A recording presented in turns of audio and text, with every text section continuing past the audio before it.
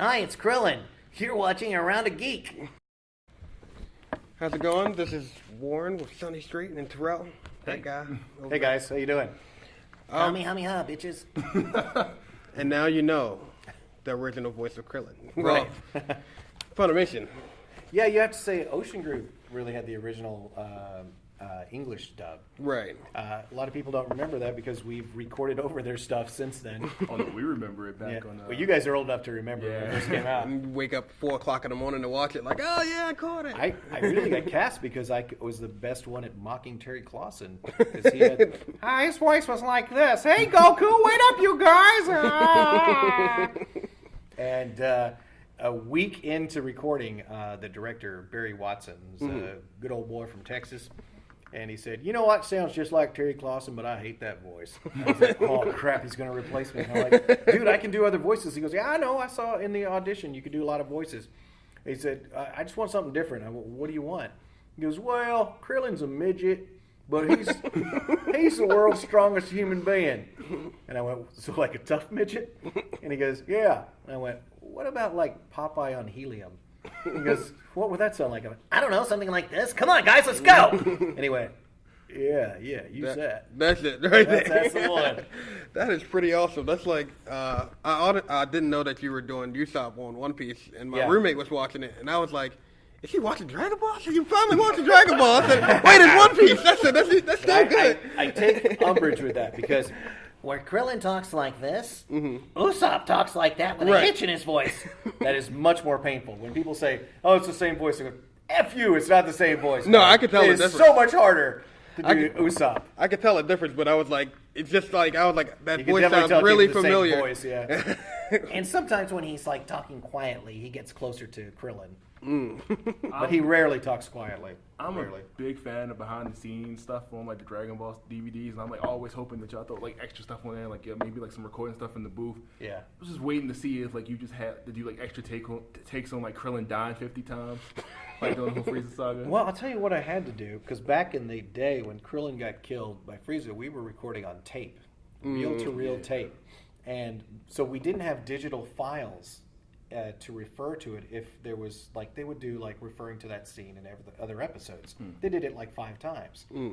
I had to do that blood-curdling scream 5 different times because we had no file on that. We had no way to keep a file on it. So it was like, oh, guess what scene you're going to be doing again? Oh, why do they have to keep remembering this scene? But, yeah, it was pretty painful. But nowadays what we do is we just, copy and paste. This makes your job so much easier. Yeah, and back then with the reel-to-reel, you do a line, you do a take, and they would rewind the tape, and you'd hear now it's just like, okay, another take, go. Thank God the cost effective has gone down, because now I don't have to pay $30 for 3 episodes anymore. That's right. That's probably part of it. You don't have to pay actors to be there as long. So what have you been working on as of late? And I know you're doing a bit of directing. I am directing a show called Sir Vamp, which is a really cool show about these vampires that have these symbiotic relationship with humans. And when they do, they become Sir Vamps, and they're both sort of locked with their powers, and they complement each other. Let's see, what else am I doing? Just finished Assassination Classroom. Yeah, I love that show. Yeah, me too. Missed that one already. And what else? We're working on One Piece, I think, maybe. Yeah. Where are you? No, we're not working on One Piece yet. We're going to be working on something soon. I can't remember. But I'm always busy in other booths too. Recently did also Show by Rock.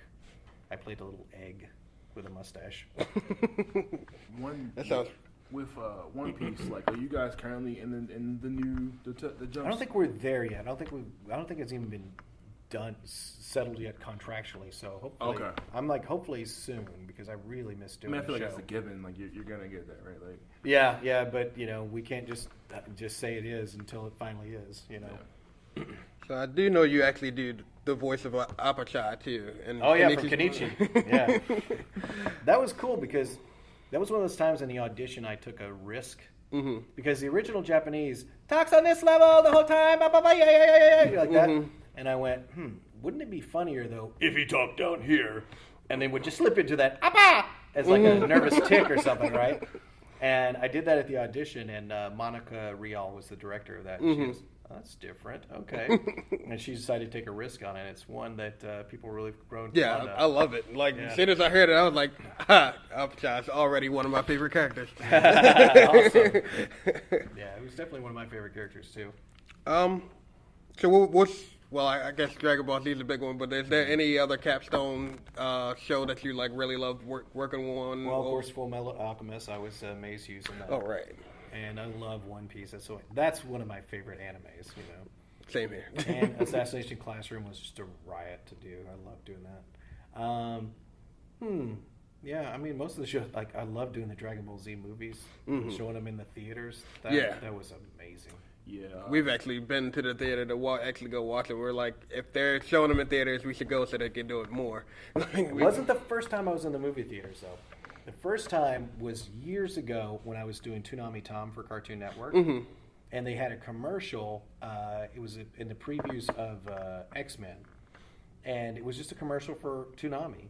And at the end of the commercial, you see Toonami Tom, and he says, Carpe Diem, baby. And I went, whoa, that's me! that was my voice in the movie theater. And everybody's looking at me like, what's going on? That's me. It's me.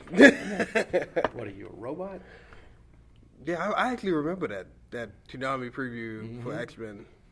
Toonami was the shit, man. Toonami, if it wasn't for Toonami, I don't think the industry would be as big as it is. Yeah, because I wouldn't know about half the anime I did. They really promoted, and those big name shows were allowed for a lot of shows that will never air but are fantastic to be made. Right. You know? No, I'm like getting home at 5:30 to watch Yu Yu Hakusho. Yeah. And Assassination Classroom's not on television. It's, Funimation Channel, but it's still an amazing show. And, without the big name shows like Dragon Ball Z, you wouldn't have that show. Right. Yeah.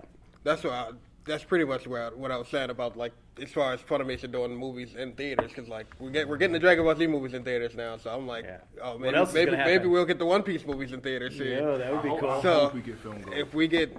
Funimation has taken to renting space at a local movie theater, though, in Dallas. So we get to see a lot of our shows on movie screens. We'll have, like, movie night, anime movie night, and so a lot of fans will just pack that house, and they'll get to see the screening of the... Might have to make a trip one day.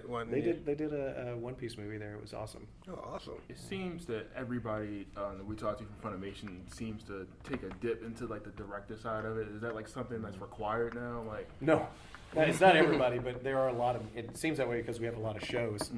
And we do tend to take from actors to become directors because they understand the process the most. As a director, your job is to get the actor there. And so you have to be able to explain to them how to get there. And if you're an actor, you know how to do that. We do have people who've come up from engineers, and they've done some good jobs too, good work too. But by and large, most of the people who are directors are people who were actors first. All right, we just got the signal to wrap it up, so could I ask you to do one more thing for us? We need a Krillin introduction Around the Geek. Around a Geek? Hi, it's Krillin. You're watching Around a Geek. And I'm around a geek or two or three. Kamehameha, babies. Awesome. Thank you so much for the interview. Glad you could see us. Thanks, guys. Hope to see you again. Yeah.